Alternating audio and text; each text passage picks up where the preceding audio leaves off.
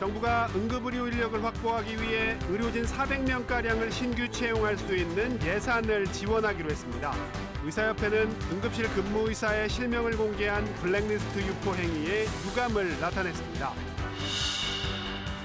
오늘 대전의 낮 최고 기온이 36도까지 올라 9월 최고 기온을 또다시 갈아치웠습니다. 대전, 세종, 충남 8개 지역에서 9월 최고 기온 기록을 경신했는데 내일까지 늦더위가 이어지다가 모레부터 한풀 꺾일 전망입니다.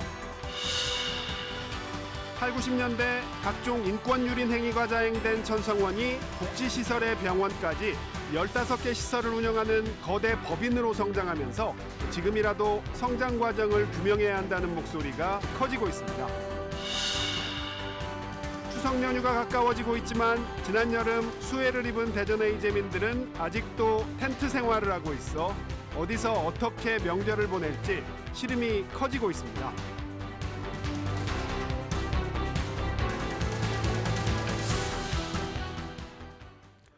여러분 안녕하십니까? 대전, 세종, 충남 7시 뉴스. 오늘은 응급실 의료대란 소식으로 시작합니다. 정부가 응급의료 공백 위기를 해소하기 위해 의료진 400명을 채용할 수 있는 인건비를 병원에 지원하기로 했습니다. 이런 가운데 대한의사협회는 복귀한 전공의 등의 실명이 유포된 이른바 블랙리스트에 대해 유감을 표했습니다. 첫 소식 이충원 기자가 보도합니다. 정부는 응급의료센터가 충분한 인력을 확보하도록 인건비를 재정으로 직접 지원하기로 했습니다. 중증 응급 환자를 많이 보거나 의료진 이탈로 진료 차질이 예상되는 병원이 우선 지원 대상입니다. 정부는 의사와 간호사 등 400여 명을 신규 채용할 수 있는 예산을 신속하게 지원할 방침입니다. 또 136곳의 지역 응급의료센터 중 15개 내외를 거점 지역 응급의료센터로 지정하기로 했습니다. 지정된 의료기관엔 권역 응급의료센터 수준의 수가를 산정해 심정지, 뇌출혈 등 중증 응급환자 수용 능력을 끌어올릴 계획입니다. 응급실 근무 의사의 실명 등이 이른바 블랙리스트로 온라인에 유포된 것과 관련해 정부는 엄정 대응을 강조하며 의료계 자정을 촉구했습니다. 대한의사협회도 블랙리스트 유포로 의료계 갈등이 불거지고 국민들께 우려를 끼쳤다며 유감을 표했습니다. 이어 명단 작성자에게는 중단을 요청했습니다. 임현택 의협회장은 여당 최고위원과 만나 응급실 진료 공백을 논의하는 등 정치권과 접촉면을 넓히고 있습니다. 하지만 전공의단체 대표는 임 회장이 전공의와 의대생을 대표하지 않는다며 사퇴를 촉구했습니다. 한편 전공의 집단 사직 후 간암, 위암 등 주요 6개 암 수술 건수는 지난해 같은 기간보다 17%가량 줄어든 것으로 나타났습니다. KBS 뉴스 이충원입니다. 여야의정협의체에 의료계가 참여하도록 여야가 함께 노력하기로 한 가운데 여당은 당장 내년 의대정원 재조정은 어렵다는 입장을 거듭 확인했습니다. 더불어민주당은 서울시 교육감 보궐선거에 출마한 광노현 전 교육감에 대해 사실상 불출마를 권고했습니다. 보도에 이유민 기자입니다. 국민의힘은 의사협회가 여야의정협의체 참여 조건으로 내건 내년 의대 증원안 백지화에 대해 재조정은 어렵다는 입장을 거듭 밝혔습니다. 어제부터 수시 접수가 시작이 됐습니다.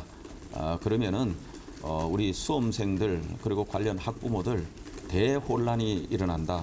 그래서 25년 의대 정원의 재조정 문제는 현재 사실상 어렵다. 추 원내대표는 또 집단사직에 참여하지 않은 의료진 신상을 공개한 이른바 의사 블랙리스트와 관련해 용납될 수 없다며 정부의 엄중 대응을 촉구했습니다. 더불어민주당은 서울시 교육감 보궐선거에 출마한 광노현 전 교육감에 대해 사실상 불출마를 권고했습니다. 법원의 판결이 억울할 수도 있겠습니다만 이번 출마는 시민의 상식선에서 볼 때 여러모로 적절하지 않습니다. 민주당은 또 이번 주에 지역화폐법 개정안을 국회에서 통과시키는 것을 목표로 하고 있다고 밝혔습니다. 개정안은 지역사랑 상품권에 대한 재정적 지원을 국가 책무로 명시하는 내용이 핵심입니다. 국회는 오늘 외교통일안보 분야 대정부 질문을 앞두고 외교장관과 국방장관의 대리 출석 문제를 놓고 공방을 벌였습니다. 두 장관은 앞서 인공지능의 군사적 이용에 관한 고위급 국제회의 참석차, 양당의 대리 출석 양해를 얻었는데 대정부 질문 당일인 오늘 여야가 장관 출석을 놓고 씨름을 벌인 겁니다. 이후 여야는 협의를 통해 저녁 시간으로 대정부 질문 시간을 옮기기로 했습니다. KBS 뉴스 이유민입니다. 당정이 쌀값 안정을 위해 선제적으로 2만 헥타르의 밥쌀 재배 면적을 즉시 격리하기로 결정했습니다. 또 한우 수급 불안을 해소하기 위해서 맘소 10,000마리를 추가로 감축하기로 했습니다. 우정화 기자입니다. 정부와 국민의힘이 오늘 민당정 협의회를 열고 쌀값 안정을 위해 선제적으로 대응하겠다고 밝혔습니다. 올해도 쌀 공급 과잉이 우려된다며 우선 2만 헥타르의 밥쌀 재배 면적을 즉시 격리하기로 했습니다. 이렇게 하고도 다음 달 통계청이 발표하는 예상 생산량에서 초과 생산량이 생기면 추가로 격리할 방침입니다. 한우 수급 불안을 해소하기 위한 대책도 내놨습니다. 당정은 앞서 감축했던 약 14만 마리에 더해 암소 10,000마리를 추가로 감축하기로 결정했습니다. 또 내년이 기한인 사료 구매 자금의 한우 농가 지원분 약 6,400억 원에 대한 상환을 1년 연장하기로 했습니다. 내년 사료 구매 자금도 올해처럼 1조 원 수준을 유지하면서 한우 자금률을 높이는 데도 집중하기로 했습니다. 보다 근본적으로 주요국 쇠고기 관세 철폐에도 자금률 40%를 달성할 수 있도록 생산 혁신 등을 지원하는 한편 중장기 산업 발전 대책도 마련하겠습니다. 추석을 앞두고 성수품 수급 상황에 대한 진단도 나왔습니다. 당정은 추석 농산물 수급 안정을 위해 1.6배 수준으로 역대 최대 규모의 성수품을 공급하고 있다며 일부 가격이 오르는 품목은 공급 확대에 집중하고 있다고 밝혔습니다. 특히 최근 가격이 급등한 배추 등은 빠른 가격 안정을 위해 정부와 민간이 합동으로 공급에 집중하겠다고 밝혔습니다. 최근 가격이 급등했던 대표적 성수품인 사과와 배는 이런 공급 확대에 힘입어 가격이 안정세에 접어들었다고 당정은 설명했습니다. KBS 뉴스 우정화입니다. 대전의 대규모 사회복지법인인 천성원에서 벌어진 각종 인권유린 실태, 어제 이 시간에 자세히 전해드렸는데요. 천성원이 지금은 어떻게 됐을까 확인해봤더니 병원과 각종 복지시설까지 무려 15개 시설을 운영하는 거대 법인으로 성장해 있었습니다. 지금이라도 성장 과정을 철저히 규명해야 한다는 목소리가 커지고 있습니다. 정재훈 기자가 취재했습니다. 납치와 감금, 폭행치사 등을 벌인 것으로 드러난 사회복지법인 천성원. 법인 산하 불황인 시설 입수자들은 1980에서 90년대 사이 수용소나 다름없는 곳에서 강제노역과 착취에 시달렸습니다. 94년도에 11월 8일 날 와서 이제까지 돈구경이라는 건 한 번도 못 했습니다. 이후 피해 구제가 제대로 이뤄지지 않은 채 40년의 세월이 흘렀습니다. 그러는 사이 천성원은 병원 2곳과 특수학교 등 무려 15개 시설을 운영하는 거대한 법인으로 성장했습니다. 더욱이 인권 유린이 일어났을 당시 중책을 맡았던 이사장 일가가 지금도 이사장직과 산하시설의 원장직을 맡고 있습니다. 그런 범죄를 통해서 이루어 놓은 막대한 재산, 막대한 부가 그대로 세습이 돼서 오늘날까지 그대로 그 탄탄한 그 세력을 기반으로 또 다른 모습으로 이렇게 어떻게 보면 자라고 있는 걸 보면 본질적으로는 권력형 범죄의 일종이다. 천성원 측은 불법 행위에 대한 처벌을 받아 일단락된 문제라는 입장입니다. 이제 제가 들은 그 상황은 그 내용이나 이런 것들에 대한 처벌은 사실은 다 그 처벌을 법적인 어떤 절차를 거쳐서 했으니까. 그러나 시민단체들은 천성원의 불법 행위에 대해 진상규명이 부족하다며 목소리를 높입니다. 결국에는 정부에 의한 그런 어떤 방임 이런 것들도 사실 있기 때문에 지자체 그리고 정치권 함께 합동해서 이 문제를 해결하려는 모습을. 진실화해위원회 조사를 통해 천성원의 불법 행위가 드러났지만 철저한 진상규명과 피해자 구제가 미흡하다는 지적이 여전합니다. KBS 뉴스 정재훈입니다. 유튜버 쯔양을 협박해 2억여 원을 뜯어낸 여성 2명에 대한 구속영장 심사가 오늘 오전 열렸습니다. 앞서 쯔양은 유튜브 영상을 통해 이들에게 어쩔 수 없이 돈을 건넸다고 털어놓기도 했는데요. 구속 여부는 이르면 오늘 안에 결정될 것으로 보입니다. 최인영 기자가 보도합니다. 유명 유튜버 쯔양을 협박해 2억여 원을 뜯어낸 여성 2명이 구속 갈림길에 섰습니다. 서울 강남경찰서는 폭력행위 처벌법상 공동공갈 혐의로 20대 여성과 30대 여성 2명에 대해 지난 5일 구속영장을 신청했습니다. 이들에 대한 구속영장 심사는 오늘 오전 서울중앙지법에서 열렸습니다. 이들은 2021년 6월부터 2022년 11월까지 쯔양을 협박해 쯔양의 유튜브 채널 PD를 통해 2억 1,600만 원을 뜯어낸 혐의를 받습니다. 경찰은 지난 7월 PD의 고발장을 접수해 수사에 착수했습니다. 앞서 쯔양은 지난 7월 유튜브 영상을 통해 여성 2명이 협박을 해 내 돈으로 입을 막자고 했고 어쩔 수 없이 PD님이 대신 나가 돈을 주게 됐다고 밝혔습니다. 이 여성들은 쯔양과 일면식도 없는 사이인 걸로 전해졌습니다. 한편 쯔양을 협박해 수천만 원을 뜯어내고 이를 방조한 혐의를 받는 구제역 등 유튜버들은 지난달 기소돼 재판을 받고 있습니다. 쯔양의 개인사를 폭로할 것처럼 위협해 수천만 원을 빼앗은 변호사도 재판에 넘겨졌습니다. KBS 뉴스 최인영입니다. 부산의 대형 전시장 지하 주차장에서 충전 중인 전기 자전거 배터리에 불이 났습니다. 스프링클러가 작동해 불은 바로 꺼졌지만 현장 주변에 배터리들이 쌓여 있어 자칫 연쇄 폭발로 이어질 뻔했습니다. 최위지 기자가 취재했습니다. 전기 자전거와 소형 전기차 10여 대가 세워진 지하 주차장. 흰 연기가 피어올라 주차장을 자욱하게 뒤덮더니 갑자기 시뻘건 불길이 솟아오릅니다. 전기 자전거 배터리에서 시작된 불은 스프링클러가 작동하며 10여 분 만에 꺼졌습니다. 순식간에 연기가 확산되는 상황이었고 그와 동시에 이제 스프링클러가 작동했기 때문에 그 연기도 일부 죽여줄 수 있는 그런 효과는. 주차장 벽면 콘센트엔 까맣게 탄 플러그가 그대로 꽂혀 있습니다. 전기자전거 대여 업체가 배터리 여러 개를 한꺼번에 충전하다 불이 난 것으로 보입니다. 화재 현장 주변에는 이렇게 수십 개의 배터리가 쌓여 있었는데요. 불이 제때 꺼지지 않았더라면 연쇄 폭발로 이어질 뻔했습니다. 불이 난 배터리는 중국산 리튬 이온 제품. 장시간 관찰할 수 없으면 충전하지 말라고 권고하고 있습니다. 전기차와 같은 리튬 이온 배터리를 쓰는 만큼 불이 나면 전기차만큼 위험할 수 있습니다. 100% 완충을 안 시키는 방법이라든가 아니면 웬만하면 지상으로다가 충전기를 옮기는 방법이라든가. 경찰과 소방당국은 배터리 온도가 급상승하는 열폭주로 불이 난 것으로 보고 정확한 원인을 조사하고 있습니다. 전기 자전거 배터리 화재는 2019년 6건에서 지난해 42건으로 해마다 크게 늘고 있습니다. KBS 뉴스 최유지입니다.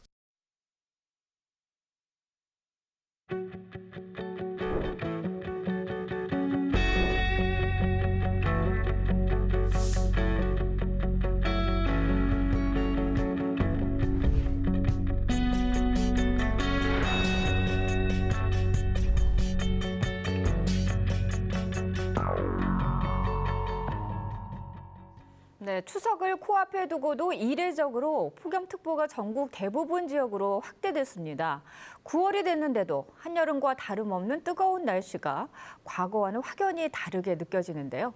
이와 관련해 대전지방기상청 박진영 예보 분석관과 함께 전화 연결해서 이야기 나눠보겠습니다. 분석관님 안녕하십니까? 네, 안녕하세요. 네, 이 가을의 기운이 완연해진다는 백로가 지났는데 여전히 더위는 사그라질 기미를 보이지 않고 있습니다. 오늘 대전과 세종, 충남의 모든 시군에 폭염특보가 내려졌고 또 낮 최고 온도가 35도를 웃도는 더위가 이어졌거든요. 1969년 대전에서 기상 관측을 시작한 이래 9월 기온으로는 가장 높아서 이 연속적인 기록을 경신하고 있다고 하는데, 자, 그렇다면 평년과 비교하면은 얼마나 더 덥다고 볼 수가 있을까요? 네, 대전과 세종, 충청남도 전 지역의 최고 체감 온도가 33도 이상 기록되거나 예상되어 폭염특보가 내려져 있는데요. 오늘 대전의 최고 체감 온도가 34.3도를 기록하였고 특히 최고 기온이 36도를 기록하여 9월 일 최고 기온 최고 급값을 경신하였습니다. 대전 외에도 서산, 천안, 부여 등 많은 지역에서 급값을 경신하여 매우 더운 날씨를 보였는데요. 우선 평년값과의 비교를 위해서 평년에 대한 기준을 말씀을 드리자면 기상청에서는 1991년부터 2020년까지의 30년 기간의 평균값을 평년값으로 정의하고 있는데요. 대전을 기준으로 오늘 평년 최고 기온값이 27도였습니다.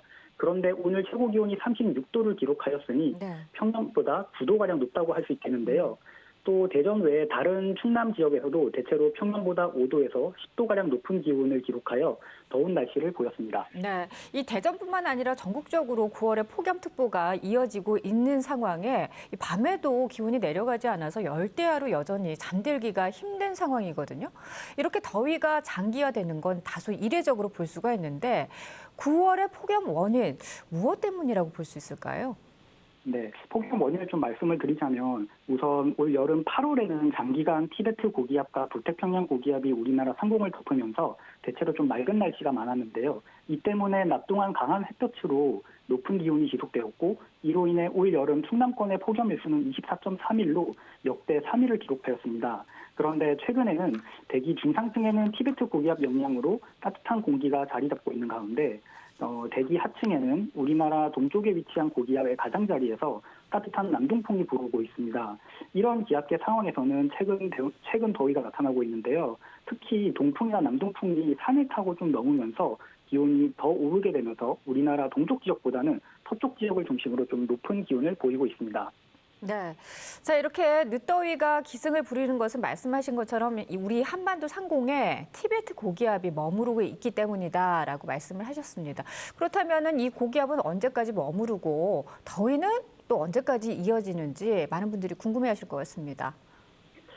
네, 대기 중상층에는 티베트 고기압이 위치하고 하층에는 고기압의 가장자리에서 남동풍이 들어오기 때문에 더위가 좀 이어진다고 말씀을 드렸는데요. 내일도 남동풍이 지속적으로 불면서 기온이 올라 대전이 35도, 태종이 34도 등으로 예상되어 더울 것으로 예상이 됩니다. 다만 대기 하층에서 동풍이나 남동풍을 강화시키는 요인이 약화되는 모레부터는 낮 기온이 일시적으로 내려갈 것으로 예상이 되는데요. 모레는 충남권에 비 소식도 있어서 일부 지역의 폭염특보는 해제되거나 완화될 가능성이 있지만 여전히 평년보다 높은 기온 분포가 예상이 됩니다. 또한 밤사이 최저기온이 25도 이상 유지되는 열대야 현상도 나타나는 곳이 있겠는데요. 내일은 대전 등 도심 지역과 서해안 중심이라면 모레부터는 충남권 일부 지역에서 열대야가 나타나는 곳이 있겠습니다. 또 일요일부터는 다시 상층의 따뜻한 고기압의 영향으로 기온이 오를 것으로 예상되는데요. 다만 다음 주는 향후 발생 가능한 열대 요란과 북쪽 기압골의 남하 정도에 따라서 우리나라 주변 기압계 변동성이 큰 만큼 최신 기상 예보를 참고해 주셔야겠습니다. 네. 자, 그렇다면은 추석까지 계속해서 이 더위가 이어질 수 있다고 볼 수가 있겠네요. 네, 우선 추석 연휴 기간이 좀 가장 관심이 많을 걸로 예상이 되는데요. 네. 추석 당일인 9월 17일 화요일에는 대전의 기온이 30도 내외 정도 예상이 되고 있습니다. 네. 그 이후에는 기온이 조금 내려갈 걸로 보고는 있지만 앞서 말씀드린 것처럼 우리나라 주변 기압계 변동성이 좀 워낙 커서요. 네. 최신 기상예보 적극적으로 좀 봐주셔야 되겠습니다. 네, 알겠습니다. 자, 대전지방기상청 박진영 예보 분석관과 함께 했습니다. 오늘 말씀 고맙습니다. 네, 감사합니다.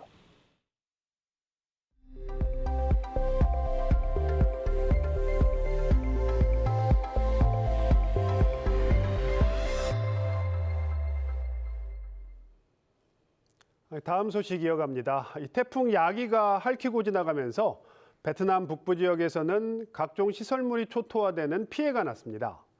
홍수와 산사태의 교량 붕괴는 물론 지금까지 60여 명이 숨지고 40명이 실종된 것으로 파악이 되고 있습니다. 정윤섭 특파원이 보도합니다. 강풍이 몰아치는 거리, 한 여성이 바람에 밀려 넘어지더니 다시 일어나 위태롭게 도로를 건넙니다. bàn thì gạch nó rơi vào đầu cái là em chạy thoát ra ngoài số thì em lăn ra xoài ra đường em phải bò ra thì gió nó không mất em đi đó là em chưa phòng bảo vệ. 차량이 강을 건너기 위해 다리로 진입하던 순간 갑자기 도로가 사라지고 앞서가던 트럭이 추락합니다. 길이 375m, 이 철교의 절반 이상이 무너지면서 차량 10대와 오토바이 2대가 강물에 휩쓸렸습니다. 3명만 구조됐고 13명이 실종 상태입니다. cả người cả xe xuống theo nhau thì cháu nghĩ là không xuống đáy thì cũng gần đến. Bắt đầu cháu lấy hết sức hơi để cháu thở lên được. 태풍 야기가 관통한 베트남 북부 지역엔 시속 160km가 넘는 강풍과 함께 최대 400mm의 폭우가 쏟아졌습니다. 지금까지 적어도 65명이 숨지고 40명이 실종됐습니다. 현지 매체들은 30년 만에 최악의 태풍이었다고 전하고 있습니다. Cơn bão này từ bé lớn mình chưa gặp một cơn bão nào mà có sức gió mạnh như vậy. rất là mạnh. 현지에 공장이 있는 우리 기업들도 피해를 입었습니다. LG전자 협력업체의 창고가 종이장처럼 구겨지며 무너졌고 냉장고와 세탁기 등 각종 제품들이 침수됐습니다. 태풍 야기는 베트남에 15시간을 머물며 엄청난 피해를 줬습니다. 하지만 지금도 홍수와 산사태가 잇따르고 있어 인명과 재산 피해는 더욱 늘어날 것으로 보입니다. 방콕에서 KBS 뉴스 정윤섭입니다. 추석이 꼭 일주일 앞으로 다가왔지만 지난 장마 때 마을 전체가 물에 잠겼던 대전 정뱅이 마을 주민들은 명절나기가 막막하기만 합니다. 아직도 복구가 끝나지 않아 텐트 생활을 하고 있는데 어디서 어떻게 명절을 보내야 할지 시름이 깊어지고 있습니다. 백상현 기자가 다녀왔습니다. 기록적인 폭우에 마을 전체가 물에 잠겼던 대전 정뱅이 마을. 2달이 지났지만 복구 작업은 여전히 진행 중입니다. 84살 문옥남 할머니는 회관에서 쪽잠을 자며 집수리가 끝나길 기다려왔지만 아직 마무리되지 않았습니다. 눈앞으로 다가온 추석에 자식들 모일 일이 걱정입니다. 지금은 있을 데가 없지. 근데 오늘 대배장파 하니까 이제 설마 그때는 이제 앉을 수 있을 거 아니에요? 송민용 씨도 사정은 비슷합니다. 흙으로 만든 집이라 마르는데 오랜 시간이 걸린 데다 보상금으로 받은 돈보다 수천만 원이 더 드는 공사비 탓에 혼자 보수를 하고 있습니다. 작업은 그만큼 더딜 수밖에 없습니다. 동생들과 또 이제 조카들하고 이렇게 이제 하루를 지내고 그랬었는데 이제 오늘 올해만큼은 이제 그렇게 하질 못할 것 같고. 하루빨리 일상을 되찾고 싶은 마음에 빚을 내는 이재민도 있습니다. 해당이 안 돼갖고 내 자비약으로 고칠 수밖에 없었고 대부도 신청해놓고 몇 가지 신청해놨어요. 이 마을에서 수해를 당한 27가구 가운데 아직도 절반이 수리를 마치지 못했거나 수리할 엄두조차 내지 못하고 있습니다.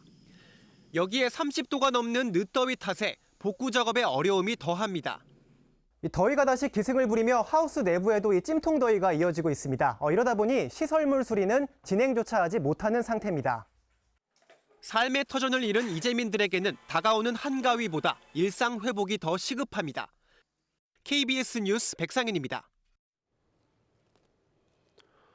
추석 연휴를 앞두고 지인이나 가족과 함께 나눌 선물 준비하시는 분들 많으실 텐데요.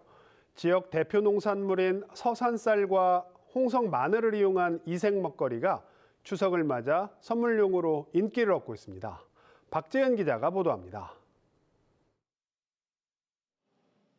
간척지에서 생산된 서산쌀로 반죽을 만들고 서산 생강으로 알싸한 맛을 더해 고급스러운 풍미를 살린 쌀 샌드입니다. 서산시가 대표 농산물인 쌀을 활용해 소비를 늘리고 지역 특색 관광 상품을 만들기 위해 지난해 예산 2천만 원을 들여 지역 소상공인과 함께 개발했습니다. 추석 명절을 맞아 선물 수요가 늘면서 매출이 껑충 뛰었습니다. 전화 문의나 온라인 문의만 하더라도 한 150% 정도 늘어서요. 지금 매일 생산하는 데 조금 바쁘게 일하고 있습니다. 홍성에서는 국내산 종자인 홍산 마늘을 활용한 빵이 선물용으로 인기입니다. 엽록소가 풍부한 홍산 마늘을 갈아 넣은 양념장을 곁들여 소비자 입맛을 사로잡았습니다. 사다가 드렸더니 너무 맛있다고 한번 홍성에 오면 들려보겠다고 그러신 분도 계시고 그래서 참 좋아요.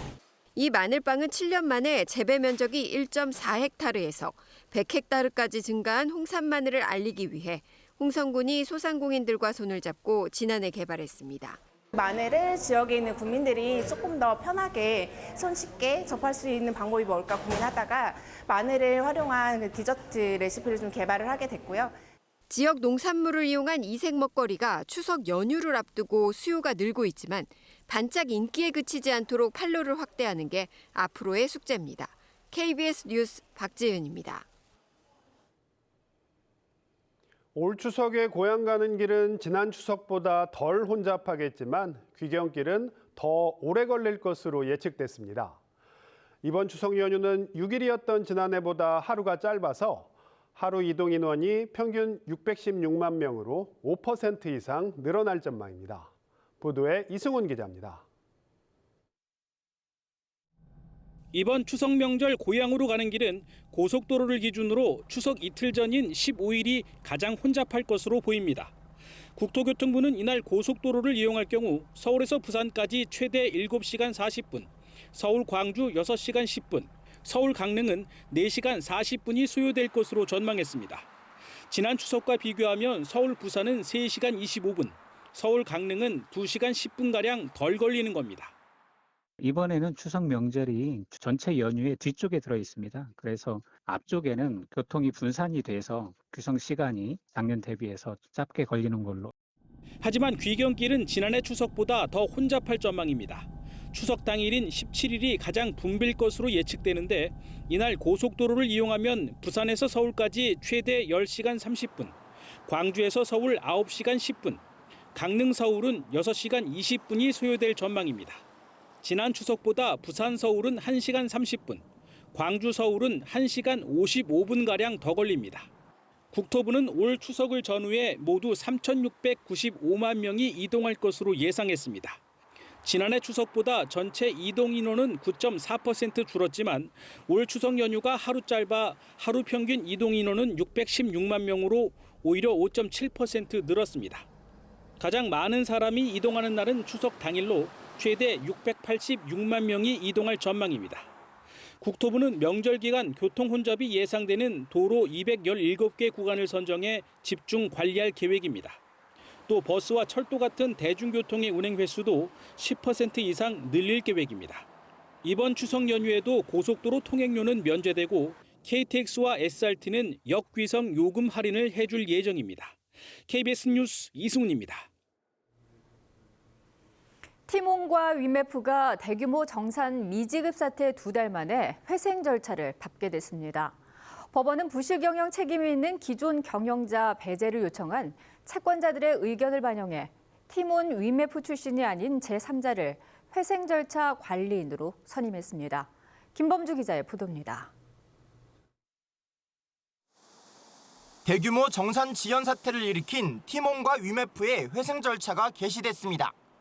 서울회생법원 회생 2부는 티몬과 위메프의 회생 절차 개시 여부를 심리한 뒤 이같이 판단하고 회생 절차 관리인으로 조인철 전 동양그룹 회생 절차 관리인을 선임했습니다. 법원은 부실 경영 책임이 있는 기존 경영자 배제를 요청한 채권자들의 의견을 반영했다고 설명했습니다. 회생 절차가 개시됨에 따라 두 회사는 다음 달 10일까지 채권자 목록을 작성해야 합니다. 이후 채권 신고와 조사 등을 거쳐 오는 12월 27일까지 회생계획안을 제출해야 합니다. 법원은 회생계획안에 대해 채권자와 담보권자의 동의를 바탕으로 요건을 따져 최종적으로 인가 여부를 판단하게 됩니다. 법원은 두 회사의 채권자가 10만 명을 넘는 만큼 이번 결정 내용을 송달하지 않고 회사 홈페이지 등의 공고 절차를 진행하기로 했습니다.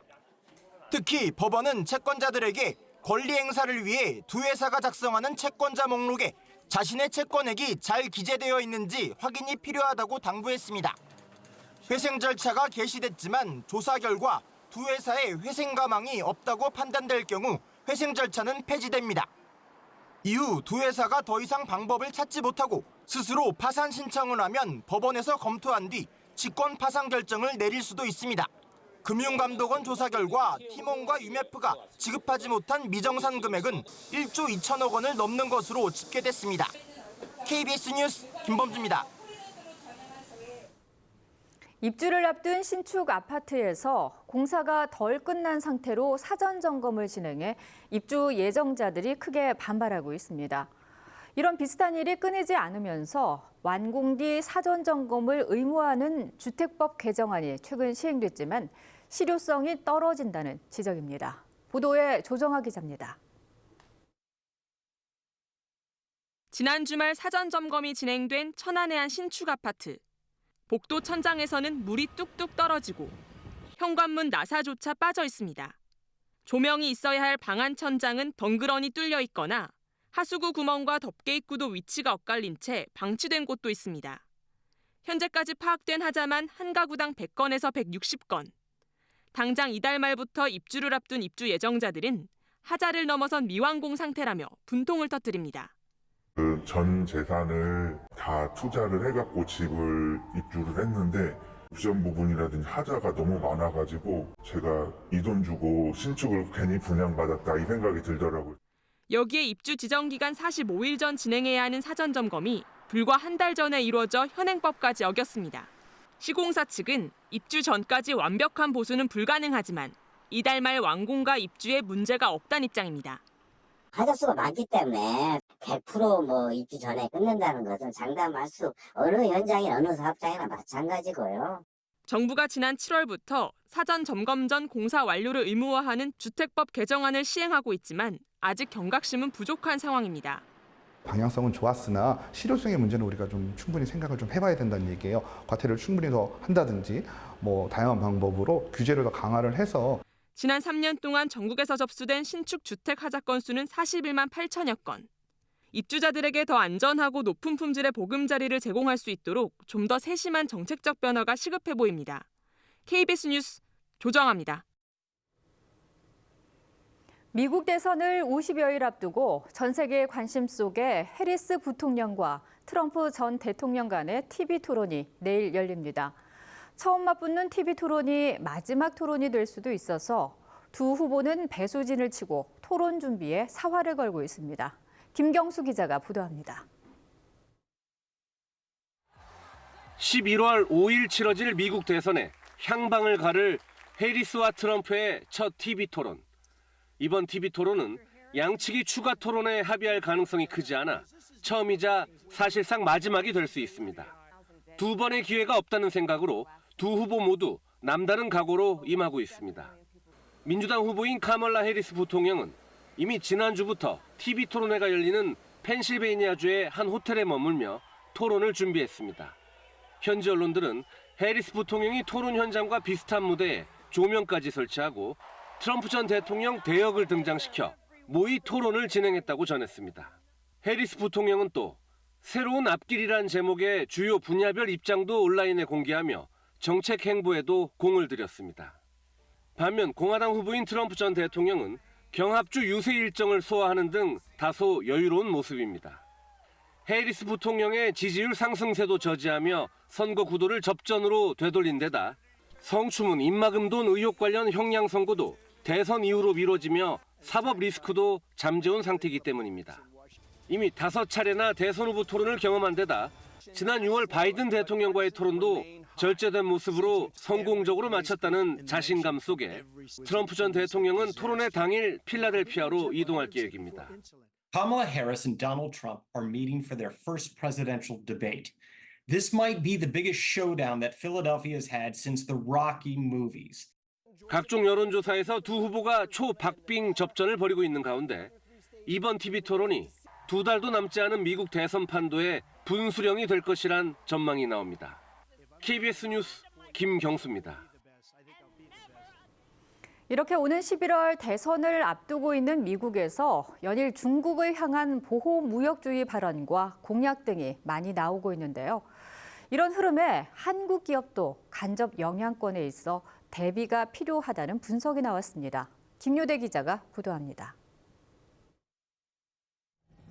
중국을 대상으로 한 미국의 보호무역주의 흐름에 한국 기업도 예상치 못한 영향을 받을 수 있다고 한국무역협회가 분석했습니다. 무역협회 국제무역통상연구원은 미국의 보호무역 조치에 대한 보고서를 통해 미 대선의 두 후보 측 정책과 공약을 소개했습니다. 먼저 바이든 해리스 정부는 수입 규제 조치 강화와 함께 철강과 알루미늄, 자동차, 배터리, 태양광 등 자국 전략 산업 보호 정책을 잇따라 도입했다고 전했습니다. 공화당 후보인 트럼프 전 대통령도 보편 관세 10%, 대중 관세 60%를 공약으로 내세우는 등 강력한 조치를 예고했다고 설명했습니다.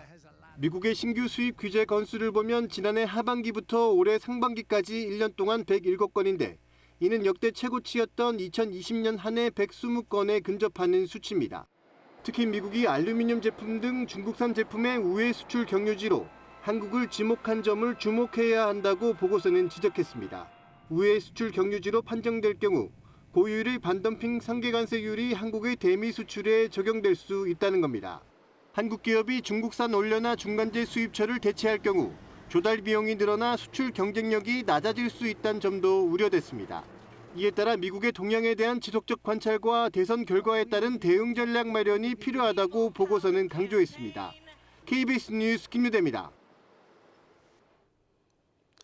일본 후쿠시마 원전 사고 원자로에서 해결료 잔해를 시험 반출하는 작업이 첫 시도 실패 이후 19일 만에 재개됐습니다.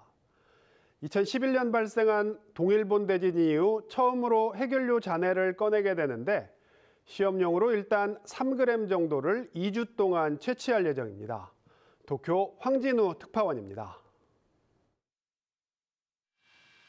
일본 도쿄전력이 후쿠시마 제1원자력발전소 사고 원자로의 해결료 잔해 반출 작업을 시작했습니다. 도쿄전력은 오늘 오전 7시 20분쯤 반출 장치가 2호기 원자로의 경납용기 격리 밸브를 통과했다고 밝혔습니다. 최대 22m까지 늘어나는 반출 장치는 사람이 원격으로 조정하며 작업은 하루에 2시간씩 2주 동안 이어질 예정입니다. 2011년 동일본 대지진 당시 해결료가 녹아내려 주변 구조물과 엉겨붙게 된 해결료 잔해는 880톤 정도가 남아 있습니다. 이번에 채취하는 양은 3g 미만입니다. 많은 양을 반출하면 작업자가 피폭될 우려가 있기 때문입니다. 반출 작업은 사고 원전 폐기 과정에서 가장 어려운 작업으로 성공하게 되면 2011년 후쿠시마 원전 사고 이후 13년 만에 첫 잔해 반출이 됩니다. 이 작업은 당초 2021년 시작될 예정이었지만 장비 문제 등으로 연기돼 3년가량 늦춰졌습니다. 지난달 22일 반출 장치 조립 실수로 첫 반출 시도에 실패한 뒤 19일 만에 착수하게 된 겁니다. 도쿄전력은 잔해 반출이 성공하게 되면 성분과 경도 등을 분석한 뒤 이 결과를 토대로 본격적인 반출 작업 계획을 수립할 방침입니다. 해결료 잔해를 꺼낼 공법은 아직 완전히 정해지지 않아 이번에 소량 채취에 성공하더라도 언제 원전 폐기가 이뤄질지는 불투명한 상황입니다. 도쿄에서 KBS 뉴스 황진우입니다.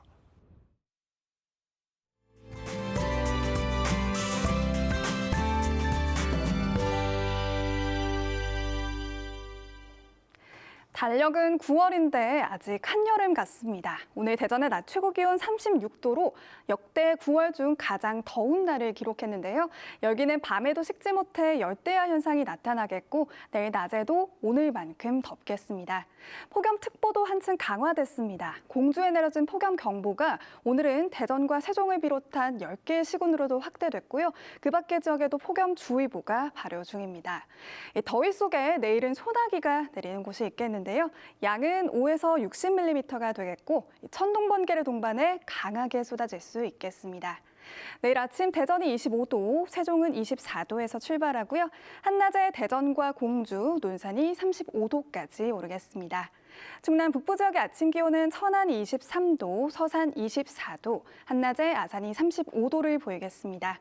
충남 남부 지역의 아침 기온은 청양이 23도에서 출발하고요. 한낮에 보령이 34도까지 오르겠습니다. 바다의 물결은 서해 중부 먼바다에서 1.5m까지 일겠습니다. 목요일은 모레 비가 내리면서 폭염 수준의 더위는 누그러지겠습니다. 지금까지 날씨였습니다. 네, 오늘 준비한 소식은 여기까지입니다. 7시 뉴스 마칩니다. 시청해주신 여러분 고맙습니다.